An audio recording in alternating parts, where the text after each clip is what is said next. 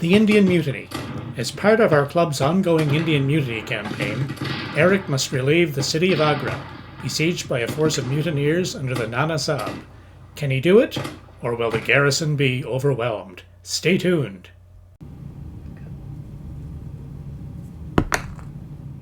Not again! Today we follow the Bengal Field Force, commanded by General Logan Dumphries, who is played by Eric. Dumphries' Bengal Field Force is based on the army commanded by Sir Colin Campbell in the real Indian Mutiny. Dumphries has seen some hard fighting in our campaign so far, and has already relieved the besieged garrisons at Cawnpore and Lucknow.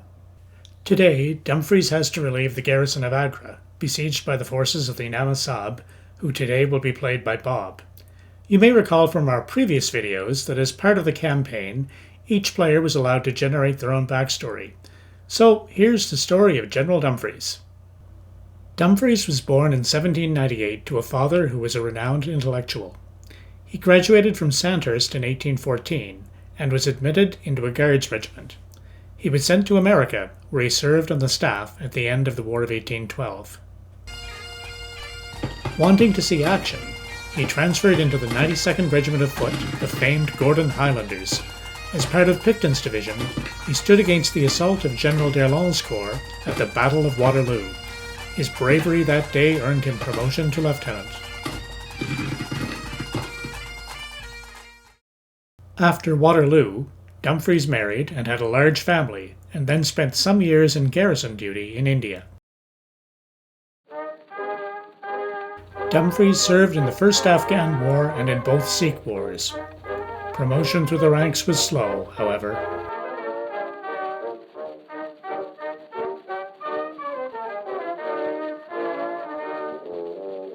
Dumphries next served in the Crimea, but by war's end had still risen no higher than Major.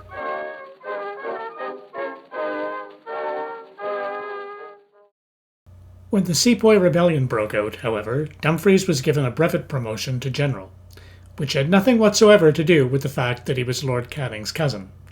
We now join our hero as he marches to the relief of Agra.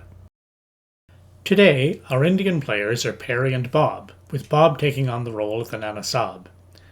The Nana Sahib's army has been besieging the tiny British garrison at Agra. With the arrival of Dumphries and the Bengal Field Force, the mutineer army abandons its siege lines and turns to face the relieving army. Though his army is much reduced from many hard fights, Eric is not perturbed by the size of the Indian force and is confident he will be triumphant. Hey Bruce, what are you up to? Gaming the Indian Mutiny, it looks like. Hey, it's my cousin Ed from Nova Scotia. Well, I live in Nova Scotia, but I'm from New Brunswick.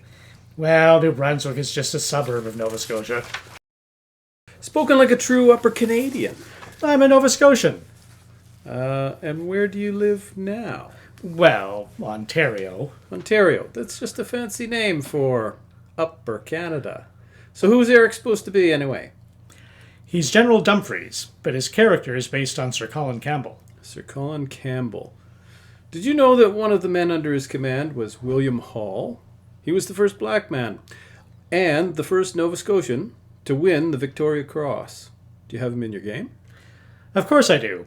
He was also one of the first sailors and first Canadians to win the Victoria Cross. He's part of this gun crew. Well, you carry on with your game. I'll just sit here and watch quietly. Won't say a word. That'll be the day. Eric forms his men in a dense formation based on 2 hills. What's Eric doing? He's trying to hold his left flank with a battery of artillery. Perry's going to outflank him for sure. I see that one of his units is the 32nd Foot. The commander of that regiment was John Inglis, who was another fine Nova Scotian. Yeah, we pretty much won that war for the Brits. Where would the Empire be without us? But I appreciate you being quiet and not saying a word. No problem. The Nana Sahib's plan is to demonstrate with his cavalry and launch most of his men in a sweeping maneuver around Eric's left flank. Ah, I told you. Ha-ha. The Indian army begins its advance across the table, battalion after battalion stepping off to the beat of their drums. The British stand and wait. Why, Bruce, those are some nicely painted figures. The Indian guns open fire. Sound effects. This is a high-quality production. The mutineers come within range, and the British open up with their cannons and Enfield rifles. Eric rolls a 10, a rare event for him, against the Indian cavalry. The cavalry is decimated by the British guns. In spite of the destruction of their cavalry, the Indian infantry continue to advance in overwhelming numbers. The Nana Sahib's army does not consist of just the regulars of the mutinous regiments, but also of badmashes, the sweepings of the gutter. Perry's right hook sweeps forward, and makes contact with Dumphries' exposed battery.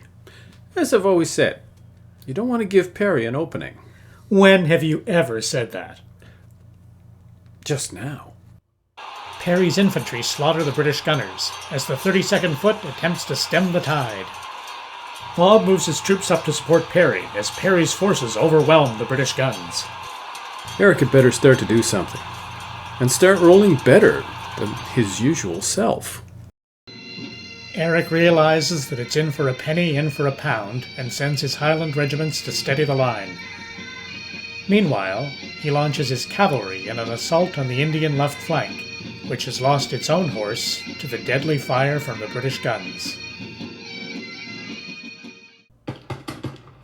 Perry's right hook has been spectacularly successful, however. Dumphries' line has been flanked, and he is desperately trying to form a new one. The British cavalry has charged into a tight spot. Cannon to the right of them, cannon in front of them, all in the Valley of Death, rode the 600. That's pretty good, Ed. You should write that down.